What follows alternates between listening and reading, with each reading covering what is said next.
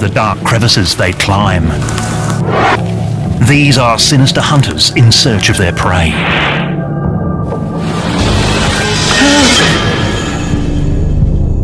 For more than 2 decades, the white-tailed spider has been feared as a flesh-rotting monster.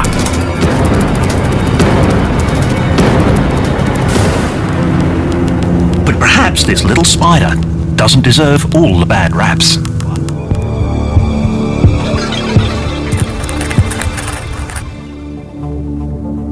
These thumbnail-sized arachnids are nomadic hunters, so they're often found in houses looking for their prey. That's why they've been blamed by so many for so long.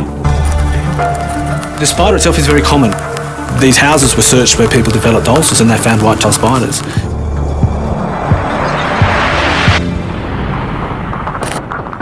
But just how toxic is the venom of the white-tailed spider? The toxicity to other spiders, for example, which make their main prey, is quite great.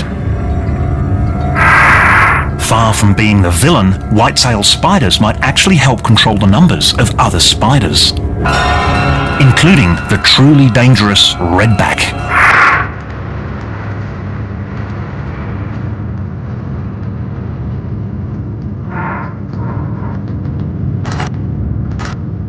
But can it be blamed for skin necrosis in humans?